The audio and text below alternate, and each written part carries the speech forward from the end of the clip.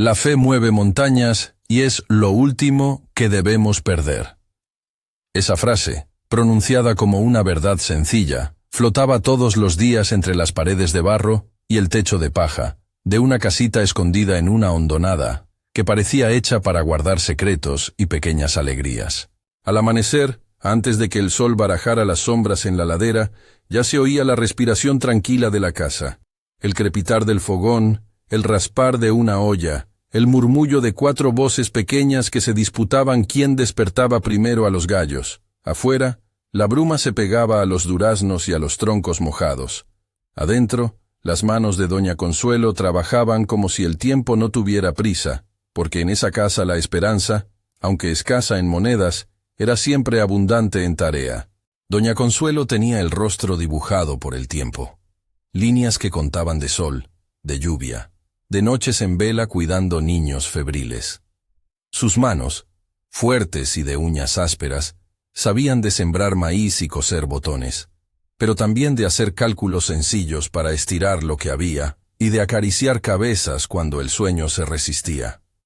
Al lado suyo dormía don Reinaldo, que había sido un hombre de campo que conocía las rutas de la verdura y los atajos del monte. Ahora su voz era un recuerdo y sus pasos eran más cortos. Su cuerpo, que antes cargó sacos de cosecha, vivía atado a una cama con la corteza de su fortaleza casi gastada. Los 4 nietos, Mateo, Lila, Tomás y Ana, jugaban en la cocina con una pelota de trapo, con las rodillas manchadas de barro y la risa desplegando la casa. Ellos eran el lenguaje más claro que doña Consuelo tenía para seguir adelante. Una razón para levantarse al primer canto del gallo, una promesa de futuro que no admitía renuncias. Cuando el dinero faltaba, la abuela les contaba historias de cómo las montañas parecían menos altas si uno tomaba un camino con manos a la obra y corazón dispuesto.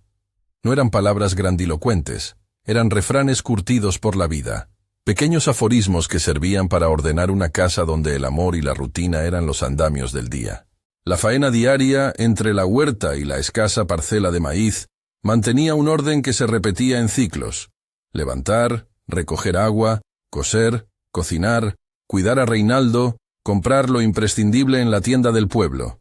Esa tienda, ubicada en la plaza donde convergían caminos y chismes, era regenteada por don Carlos, un hombre con una sonrisa fácil para ciertos clientes y una mirada calculadora para las cuentas. Don Carlos era parte del paisaje del pueblo. Su balanza colgaba en la entrada como un símbolo de justicia y comercio, y su voz se dejaba oír en las mañanas, anunciando novedades, precios, rumores. Para la familia de Consuelo, la tienda era a la vez salvavidas y prueba. Allí se pedía fiado cuando los bolsillos venían vacíos, y allí se enfrentaban la dignidad y la necesidad. Una mañana, unas semanas antes de que todo se volviera más duro, don Reinaldo se desplomó al borde del surco. No fue un tropiezo banal. Fue la señal de que el cuerpo, que durante tantos años había obedecido, estaba agotado. Consuelo lo encontró con la frente empapada de sudor, los labios rotos como hojas de papel viejo. Lo sentó en el piso, le limpió la frente con agua fresca y llamó a la vecina más cercano para pedir ayuda. La noticia corrió como humo. Reinaldo había caído. El médico del pueblo llegó con su maletín de cuero y miró con profesionalidad contenida. No habló de milagros. Habló de diagnóstico y de cuidados. Dijo palabras que sonaban a distancia. Es grave, hay que poner atención. Esto requiere medicación y tiempo. También dijo otras, más humanas, que no estaban en los libros. La resiliencia de la familia cuenta mucho. Pero la palabra más real fue la cuenta que presentó, con cifras que, para doña Consuelo, eran altas como montañas. En los días que siguieron, la casa se transformó en un hospital humilde. Las mantas se convirtieron en cobijas para las noches largas, y las cucharas eran el instrumento con el que se administraba la escasa medicina. Las manos de Consuelo no se detenían, sacaba la olla para cocer caldos, remendaba la ropa de los niños, iba al huerto con la esperanza de encontrar una mazorca que aliviaría el estómago. Alguna vez, cuando la carga parecía invencible, se sentó al borde del fogón, miró al techo y dejó que salieran de su boca palabras que eran plegaria y susurro. Señor, si puedes. Señor, si quieres, toma nuestras manos. No pedía certezas, pedía sostén. No prometía fe sin preguntas. Ofrecía las manos del alma, como quien pone la lamparita en una ventana para que alguien la vea. El dinero se fue gastando. Los vecinos, que a su manera eran familia extendida, ayudaron con algunos favores. La señora Rosa dejó huevos, don Miguel trajo un poco de harina, la joven que trabajaba en la panadería regaló pan recalentado.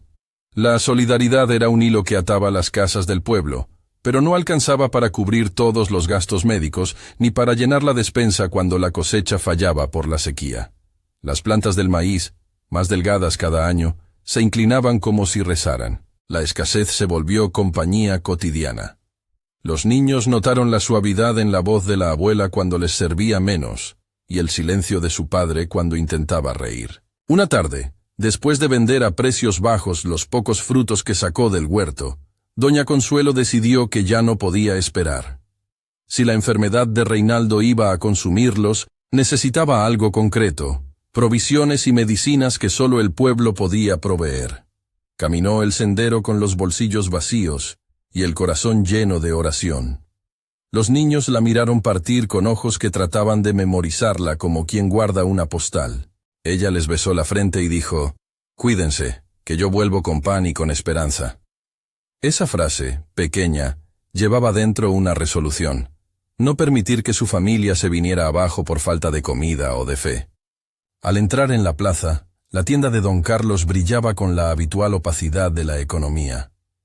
La balanza en su sitio pendía como sentencia. Consuelo se acercó con paso tranquilo, poniéndose a prueba a sí misma. Pedir fiado no era su costumbre, pero la necesidad a veces imposibilita el orgullo. Se acercó al mostrador y explicó, con la modestia que le era propia, lo que necesitaba. Un saco pequeño de maíz, harina, algo de aceite, quizás una bolsa de medicinas. Habló de Reinaldo, habló de los niños, habló de lo que el cuerpo puede dar cuando el corazón no se asfixia. Don Carlos la miró por un rato largo, como evaluando no solo la petición, sino el riesgo. Dijo que podía fiarle, pero que primero tenía que demostrar que tenía intención de pagar. «No le doy a cualquiera», murmuró con voz de comerciante que teme la quiebra. «Trae algo que garantice, una muestra de que volverás». No fue una orden cruel, pero fue una humillación. Un cliente más, un acto cotidiano de la vida en el pueblo, se convirtió en un pulso entre la necesidad y la dignidad. Las palabras de don Carlos resonaron en la entrada de la tienda, y los presentes, que hasta entonces conversaban del clima, se callaron. Doña Consuelo sacó lo poco que tenía, unas monedas guardadas en un pañuelo, un anillo de boda que había pensado vender en caso extremo, y la mirada ancha y transparente de alguien que no buscaba pelea. Unas vecinas estaban en la cola y miraban con compasión. El hijo del zapatero sostuvo su respiración. Había orgullo en los ojos de Consuelo, pero también un desprendimiento que venía de años de practicar la entrega diaria. En vez de alzar la voz, con la paciencia de quien sabe que la verdad se demuestra, se disculpó por la molestia y dejó que don Carlos hiciera su recuento. Entonces ocurrió algo que nadie, en ese momento, podía poner en una casilla de entendimiento ordinario. En un papel viejo que llevaba en su delantal, doña Consuelo escribió una oración, no como un documento administrativo, sino como un latido. No era una lista de compras. Era una carta a Dios en la que expresaba, con palabras sencillas, su temor, su fe y su súplica. «Señor, si aún escuchas, toca este lugar», escribió con la caligrafía temblona. No pretendía exhibir su fe ni provocar espectáculo. Lo hizo como quien deposita un secreto en la palma de la vida. Cuando don Carlos pidió que se pusiera la balanza, alguien en la tienda sacó el papel y lo colocó, casi por costumbre, en el platillo como si fuera un cobro más.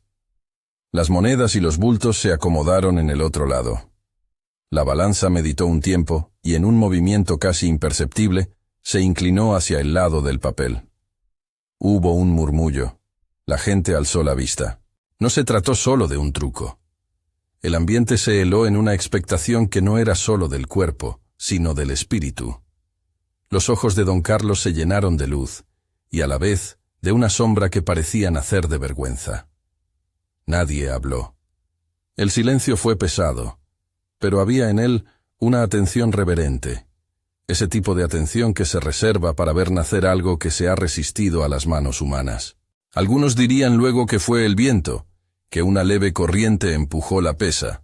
Otros, más prácticos, dirían que alguien manipuló la balanza por fuera. Pero quienes estuvieron allí no tardaron en percibir que aquello había sido más que mecánica. Había resonancia humana.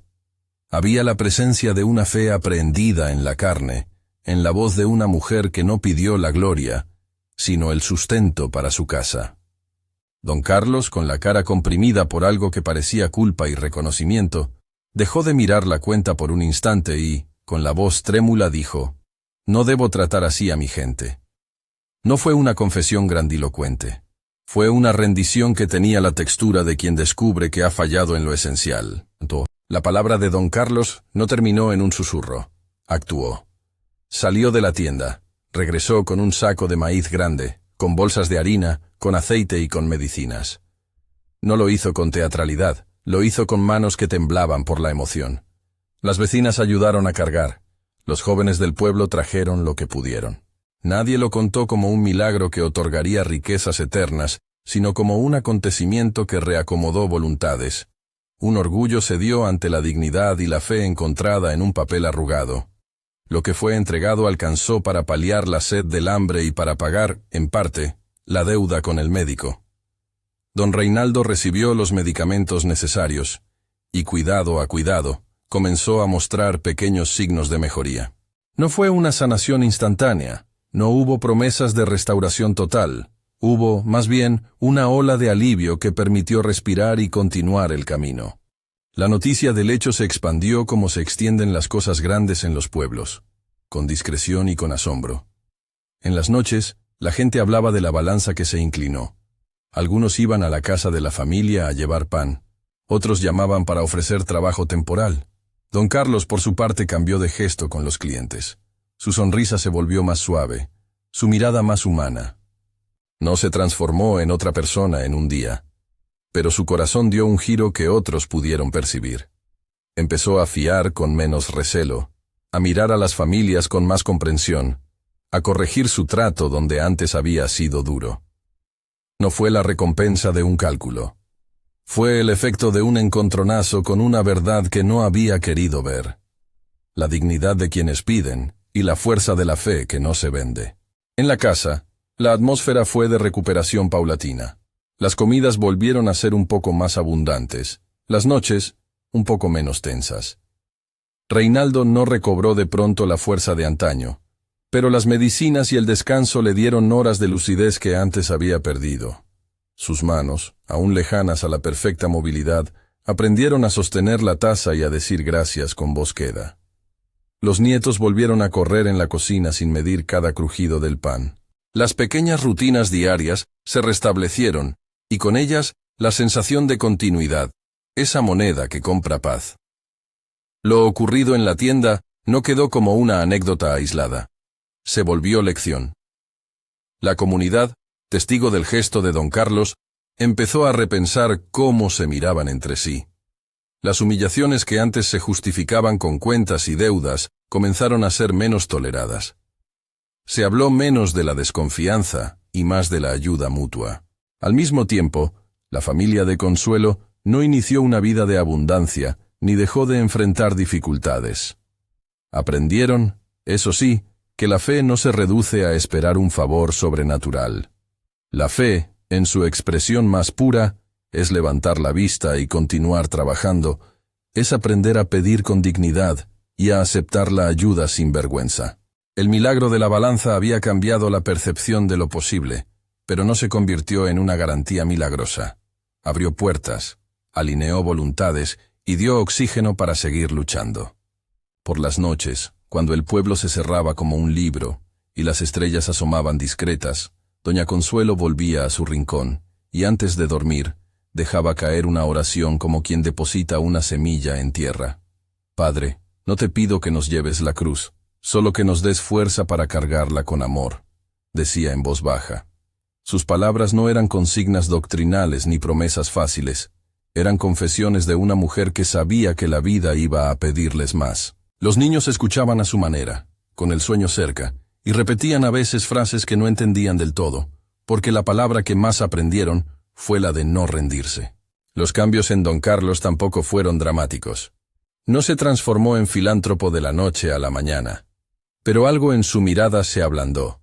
Dejó de hacer la cuenta como si fuera el juez supremo de la virtud, y empezó a entender que, a veces, una mano extendida vale más que 100 balances. En la tienda, la balanza seguía colgada, pero ahora algunos la miraban con respeto, como si hubiera presenciado un evento que les recordaba al pueblo su humanidad compartida. Don Carlos, en ocasiones, apoyaba su codo en el mostrador y parecía recordarnos que la vida humana no se mide solo en pesos, se mide en gestos, en arrepentimientos, en cambios. Con el paso de los meses, Reinaldo recuperó fuerzas lentamente. Hubo tardes en que se sentó en la puerta y miró la sierra lejana, saboreando al sol como un anciano devuelve la mirada a la tierra que trabajó. Las risas de los nietos volvieron a colgar en la cocina como collares, y en la mesa aparecieron platos sencillos que fueron suficientes para llenar las bocas y los recuerdos. La comunidad, que había sido testigo de la caída y del levantamiento, fue tejiendo historias propias sobre la importancia de sostener al vecino en la prueba. Se contó la anécdota de la balanza en reuniones familiares, en la iglesia del pueblo y en las tardes de mercado. No se convirtió en mercancía para el orgullo de nadie. Se mantuvo como relato que enseñaba que la fe, cuando se vive con dignidad, mueve las inercias del corazón humano. En uno de esos atardeceres en que el cielo se tiñe de naranja viejo, doña Consuelo se sentó con sus nietos alrededor. Miró a cada uno con la ternura de quien sabe que la vida dará pruebas, pero también posibilidades. Se quitó el delantal, pasó los dedos por el cabello de Ana y dijo con voz firme: «La fe mueve montañas y es lo último que debemos perder». Los niños la miraron, no tanto por entender la metáfora, sino por sentir que esas palabras eran un sello de hogar. Para ellos, la frase significaba que la familia debía sostenerse cuando el mundo se volviera duro, que había algo más fuerte que el miedo, que al final la esperanza era un recurso que nadie les podía arrebatar si la guardaban con trabajo y oración. El narrador de esta historia no pretende vender fórmulas ni prometer soluciones universales.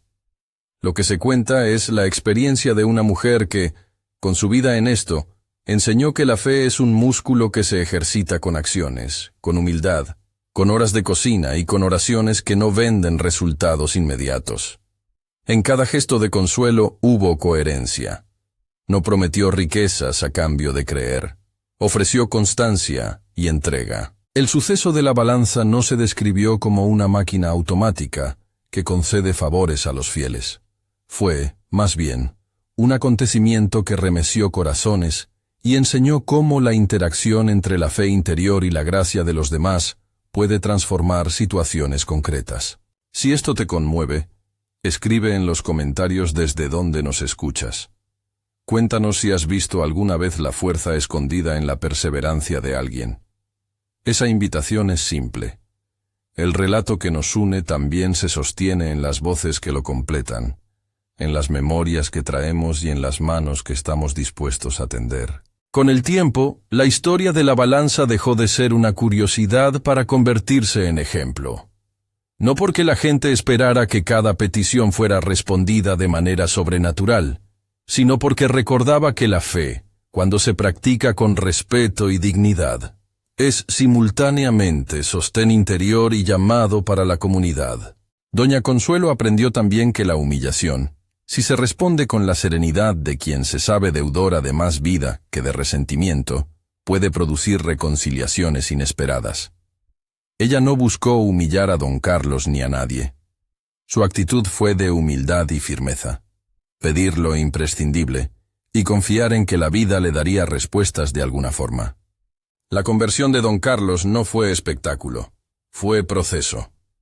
Hubo noches en que regresaba a su casa con el peso de lo ocurrido y se quedaba mirando la balanza como si allí hubiese quedado algo de su antigua dureza.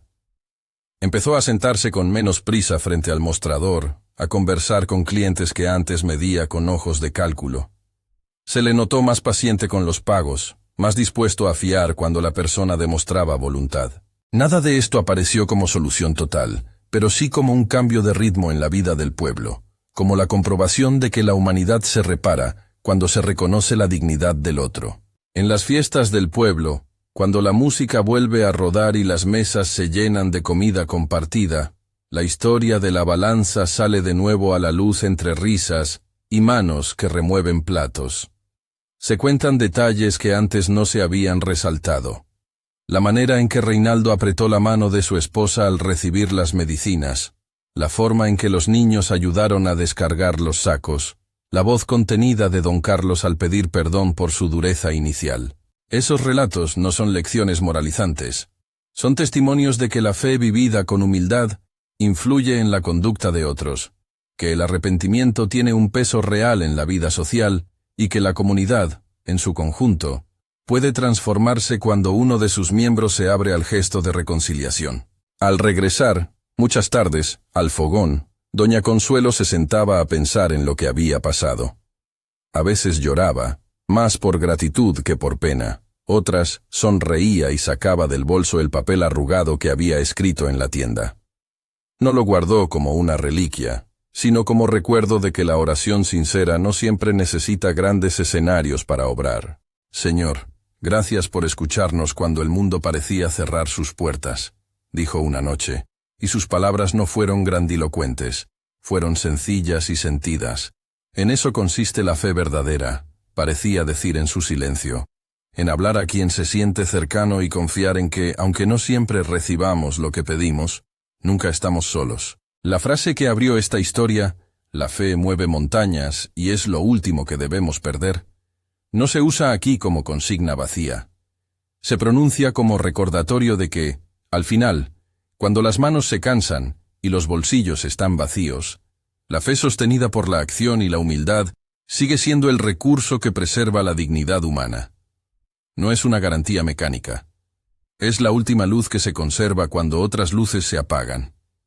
Y en esa luz se puede ver a una mujer cosiendo a la hora de la siesta, a un hombre arrepintiéndose en silencio, a unos niños que vuelven a reír sin la sombra de la hambre cubriéndoles la cara.